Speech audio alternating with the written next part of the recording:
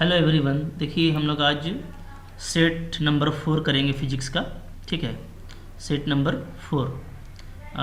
तो पूरा फॉर्मेट वही है जो पहले हम लोग करते आए थे। ठीक है, 1 2 3 ये हम लोगों ने ऑलरेडी कर लिया है। और आपको ये देखा था आपने कि ये बहुत ही इंपॉर्टेंट क्वेश्चन का कलेक्शन था इसमें। तो आपको इसको ज़रूर जो है अच्छे से कर लेना है। ठीक है, अगर नहीं देखा तो देख लीजिएगा। हाँ, और अपनी तैयारी रखिए, इसलिए कि अब आपको एग्ज़ाम के लिए 1 मंथ जो है बच रहा है तकरीबन। तो थोड़ा तैयारी कर लीजिए। ठीक है, मैथ्स का भी रिवीजन रखिए। मैथ्स के भी सारे सेट 1 से लेकर के 5 तक। ठीक है, टर्म 1 और टर्म 2 दोनों का मैंने आपको दे दिया है। आई होप आपने देख लिया होगा और रिवीजन कर रहे हैं। ठीक है, इसी तरीके से आपको जो है ये फिजिक्स वाला भी अच्छे से करते चलना है। ठीक है, तो इसमें कुछ क्वेश्चन अब रिपीट होगा, तो वो आपको अब खुद से करने का ट्राई करना है। टोटल 19 क्वेश्चन है जैसा आप जानते हैं, बट आपको 19 नहीं करना है, सिर्फ 13 क्वेश्चन करना है। ठीक है, जो वेरी शॉर्ट है उसमें आपको 5 क्वेश्चन करना है। ठीक है, आउट ऑफ 7 में आपको सिर्फ 5 करना है, इच कैरी 1 मार्क। ठीक है, फिर जो आपका शॉर्ट आंसर टाइप है उसमें भी आपको 5 ही करना है आउट ऑफ 7। ठीक है, इच कैरी 2 मार्क्स। 3 मार्क्स का ये क्वेश्चन है। ठीक है, वो असल में वो जो नंबर्स है वो दिए हुए हैं क्वेश्चन के साइड में। और जो लॉन्ग क्वेश्चन आंसर है उसमें आपको 3 क्वेश्चन करना है आउट ऑफ 5। तो टोटल आपको 13 क्वेश्चन करना है। ठीक है, ओके। अच्छा, देखिए मैं आपको एक ट्रिक भी बता दे रहा हूँ। अगर आप जो है बिल्कुल नहीं पढ़ पाए हैं तो उसका एक ट्रिक ये है ना कि आप सिर्फ 13 क्वेश्चन पे कंसंट्रेट कीजिए। ठीक है, सिर्फ 13 क्वेश्चन पे। मतलब क्या, आप हर सेट को देखिएगा, तो जो भी सेट है आपका 1 2 3 4 5, ठीक है, तो उसमें जो क्वेश्चन आपको दिया हुआ है तो क्वेश्चन का पोजीशन फिक्स है। ठीक है, मतलब जैसे फर्स्ट क्वेश्चन जिस चैप्टर से है, फिर सेकंड क्वेश्चन अलग चैप्टर से है। ठीक है, तो आप चाहें ना तो आप अभी से ही टारगेट सेट कर सकते हैं कि मैं सेट 1 में जो है 1 2 ठीक है 4 5 6, ठीक है, इस तरह से मैं ये 5 क्वेश्चन ट्राई करूँगा। तो अगर आप इस तरह से अगर आप हिट कर लेते हैं टारगेट, यानी आप 3 और 7 को अगर आप पहले ही से ओमिट कर दे रहे हैं, ठीक है, तो अब आपके पास में ऑप्शन है कि आप चाहें तो 3 और 7 को किसी भी सेट से नहीं पढ़ेंगे। तो ये जो सेट, हर सेट में ये जो क्वेश्चन दिया हुआ है वो सब जो है लगभग एक ही चैप्टर से है। ठीक है, तो आपको क्या होगा कि क्वेश्चन का लोड कम पड़ जाएगा।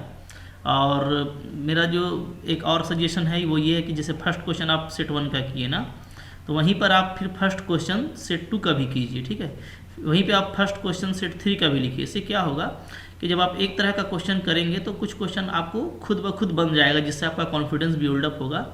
और उस जो है चैप्टर से रिलेटेड जो भी 1 क्वेश्चन नंबर आ रहा है तो वो आप उसमें आपको थोड़ा सा कॉन्फिडेंस लगेगा। ठीक है, तो अगर आपके पास में शॉर्ट टाइम है तो आप पूरा मत पढ़ करके 13 क्वेश्चन को चूज़ कर लीजिए। 1-2 सेट पढ़ते ही आपको आइडिया लग जाएगा कि हमको कौन सा 13 क्वेश्चन बनाना चाहिए। ठीक है, चूँकि कुछ क्वेश्चन इजी होते हैं, है ना, चैप्टर वाइज क्वेश्चन बटा हुआ है, तो ये जो है स्ट्रेटेजी भी आपको आई होप हेल्प करेगा। ठीक है, चलिए तो स्टार्ट करते हैं हम लोग यहाँ पे।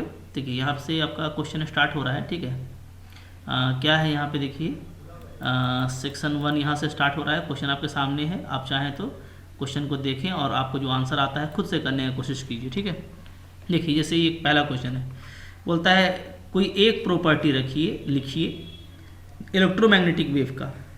ठीक है, अब ये 1 नंबर का है तो आपको एक ही प्रॉपर्टी लिखना है, 3 प्रॉपर्टी लिख करके टाइम पास मत कीजिएगा। ठीक है, और देखिए ये क्वेश्चन रिपीट हो रहा है।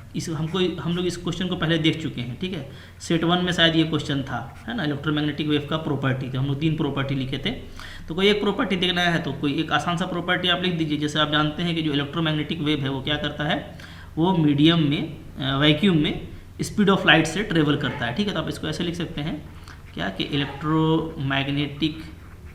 मैग्नेटिक वेव्स, ठीक है, ट्रेवल थ्रू वैक्यूम, ठीक है, विथ स्पीड ऑफ लाइट, है ना, स्पीड ऑफ लाइट। और स्पीड ऑफ लाइट क्या होता है तो आपको पता है कितना होता है, 3 × 10⁸ मीटर पर सेकेंड। तो कितना सस्ता देखिए और कितना आसान सा प्रॉपर्टी है, याद रहेगा आपको। ठीक है, क्वेश्चन नंबर 2 देखिए कि बोलता है एक कन्वर्जिंग लेंस है और एक डाइवर्जिंग लेंस है, दोनों का इक्वल फोकल लेंथ है, एक ही एक्सिस में दोनों है। ठीक है, तो पावर ऑफ कॉम्बिनेशन क्या होगा। देखिए तो एक आपका है कन्वर्जिंग, ध्यान दीजिएगा। ठीक है, और दूसरा है आपका डाइवर्जिंग। डाइवर्जिंग का मतलब क्या होता है, कॉनकेव। ठीक है, तो एक आपको कॉन्वेक्स दे रखा है और दूसरा आपको कॉनकेव दे रखा है। ठीक है ना, यही इसका मतलब है। एक ही एक्सिस पर है, ठीक है। तो देखिए दोनों का फोकल लेंथ इक्वल है, तो इसका फोकल लेंथ अगर प्लस एफ होगा तो इसका क्या हो जाएगा, इसका माइनस एफ होगा, ठीक है। तो अब जो कॉम्बिनेशन का आ जाएगा, ठीक है, focal length of combination, focal length of combination, तो इसका सिंपल फॉर्मूला होता है, क्या होता है, 1/f इज इक्वल टू होता है 1/f1 प्लस 1/f2, यानी जो दो लेंस को आप कंबाइन कर रहे हैं दोनों का फोकल लेंथ को जोड़ दीजिए, तो वो एक का तो प्लस एफ है और दूसरे का माइनस एफ है, तो कैंसिल होकर 0 आ रहा है, ठीक है। तो 1/f आपका 0 आ गया। और पावर क्या होता है, आप लिखेंगे कि जो पावर होता है P वो 1/f होता है, यानी ये 0 आ गया, ठीक है। तो पावर क्या होगा, 0 होगा, ठीक है ना, ऐसे लिख दीजिएगा। हाँ चलिए क्वेश्चन नंबर 3 क्या है, what is the shape of wave front when light diverging from point source, ठीक है।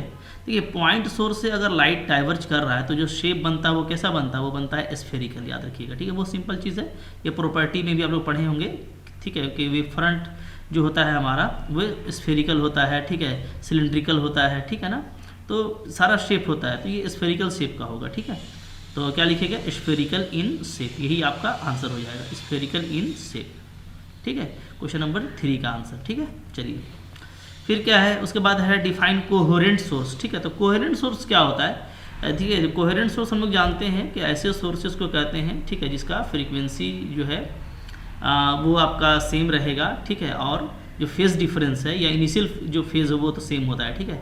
देखिए कैसे इसका आंसर करेंगे हम लोग, तो देखिए इस तरीके से डिफाइन करेंगे हम लोग, ठीक है, कोहेरेंट सोर्स को, 2 sources are said to be coherent if they emit light waves of same frequency and start with same phase or have a constant phase difference, ठीक है, they are obtained from single source। तो ये भी जानना है कि वो single, कोई सिंगल सोर्स है एस, ठीक है, इससे अब मान लीजिए जो लाइट प्रोपागेट कर रहा है उसको हम 2 स्लिट्स से निकालते हैं, ठीक है ना।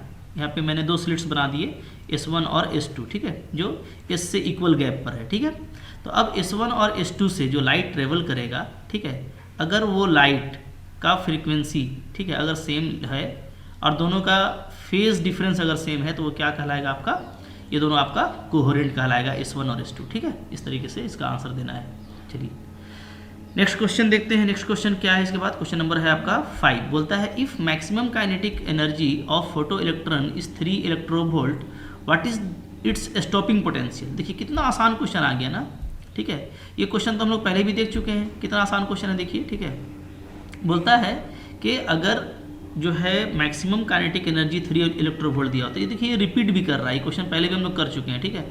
तो जो क्वेश्चन रिपीट करता है जान लीजिए ज़्यादा इंपॉर्टेंट है, अच्छा रिपीट है इंपॉर्टेंट तो है ही, वो ईजी भी ज़्यादा होता है, ठीक है, तो ध्यान दीजिएगा। देखिए यहाँ पे क्या है, यहाँ पे सिंपली बनाइएगा, क्या है आपका गिवन है हमको काइनेटिक एनर्जी मैक्सिमम कितना है, ये है आपको 3 इलेक्ट्रोवोल्ट, ठीक है।